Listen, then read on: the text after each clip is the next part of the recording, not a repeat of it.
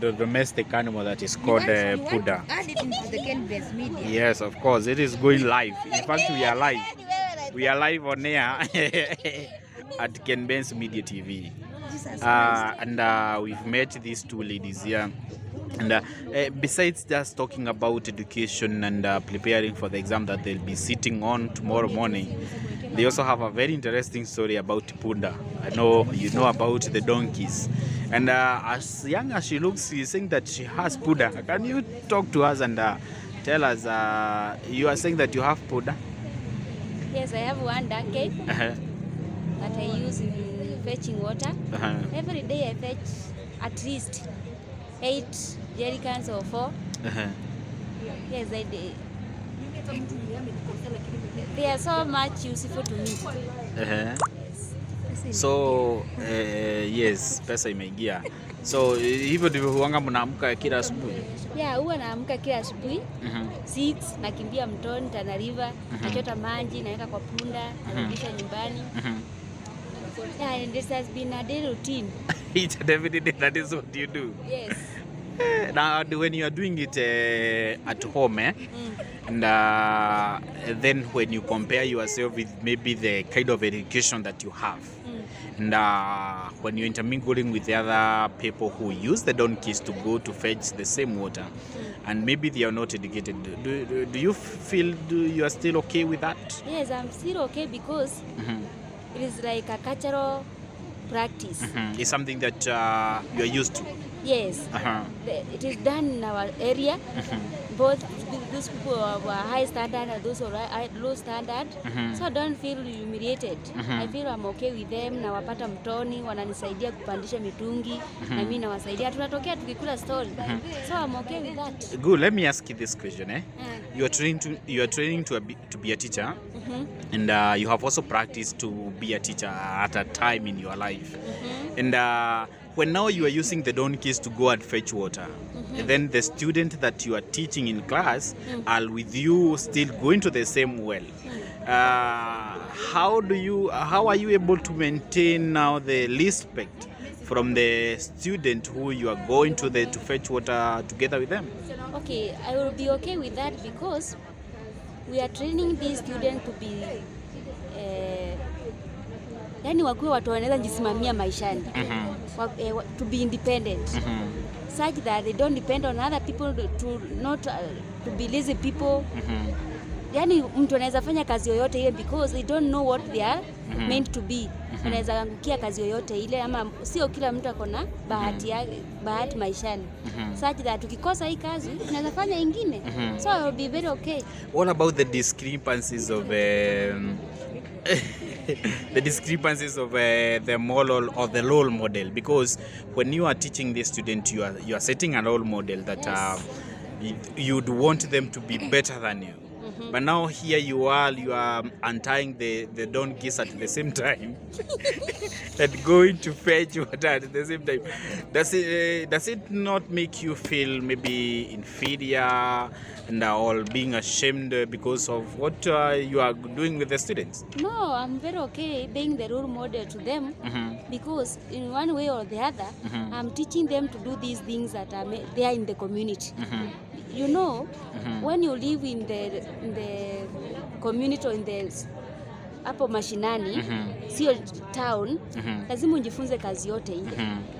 You have to do what you have to do. Unafanya kazi kwa serikali, unafanya kazi kwa ofisi, but during your own time, when you are free, during your leisure time, unatembea, unafanya kazi hili, unafanya mambo shambani, unachota maji, unafuga mifugo, and all that. So I don't feel that I'm lowering my standard. Yes. Going forward, maybe with the kind of education that you have, would you want to change the whole scenario and maybe compel the government officials to bring water closer to you instead of you going to fetch the water? In fact, I would like that to happen because where we live, Tana River is around. And it's very possible for people to drink water from the river to the place we are, to bring taps there, such that we'll be fetching water from the home ground there. So I can plead with the government to do arrangements and make those pipes to reach in our area, such that people will not be going to the river to fetch water, because it is also risky to be in the river. Tana River, there are so many crocodiles, there are so many hippopotamuses there, they can attack you. So if they do that, the government, if it considers that, will help us too much. That will be good. Yes. And how much is a one donkey?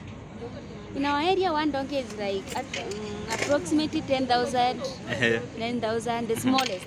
Okay. Yes. Oh, and then from there now you can go and fetch water with your donkey.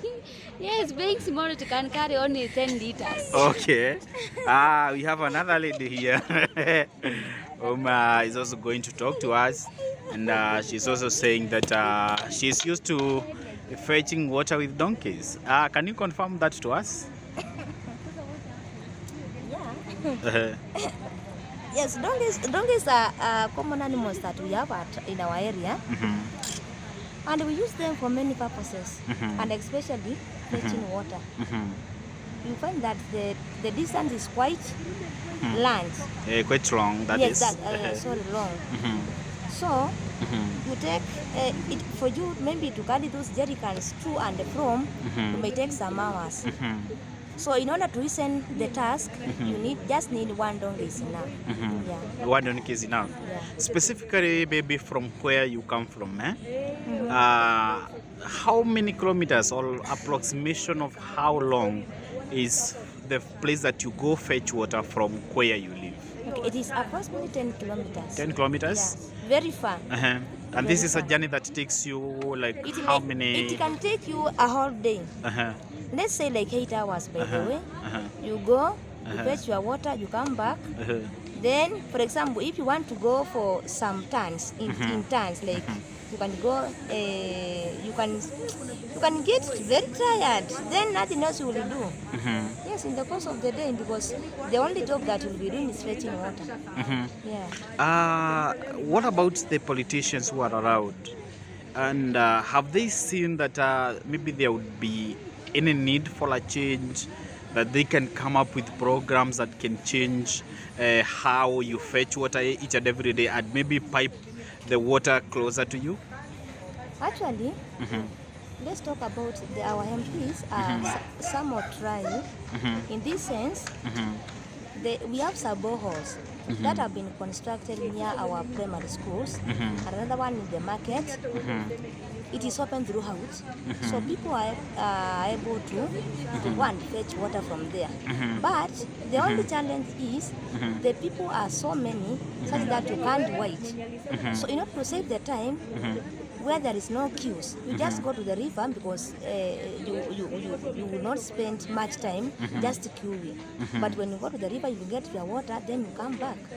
Yeah. So you have also told us that you are an owner of donkeys. How many do you have? How many donkeys?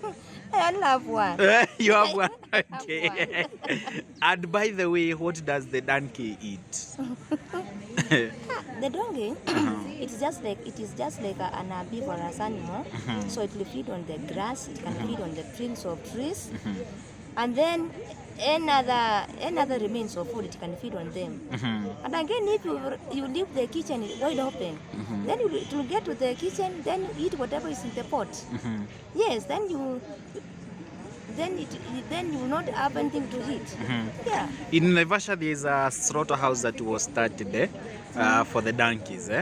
And there are so many people who are complaining today about losing their donkeys, that their donkeys are being stolen, and most probably they are being taken to Naivasha for slaughtering. Have you heard such a case maybe? In our area, we haven't had such a case, but though we normally hear those rumors over the news. But in our area, it has never happened. And are you by any chance considering selling your donkey to be slaughtered? No. Why not? That donkey is of great importance to my home. Yeah. The biggest question, would you eat donkey? No. Why not? I won't eat. Why not? Biblically,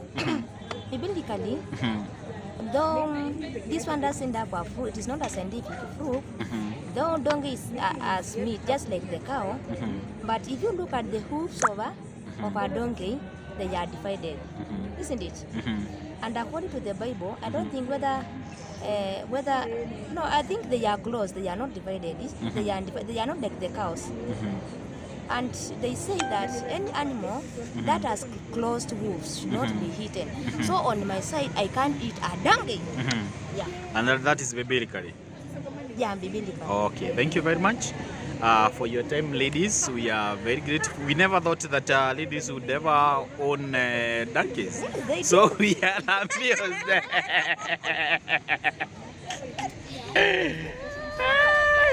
So thank you.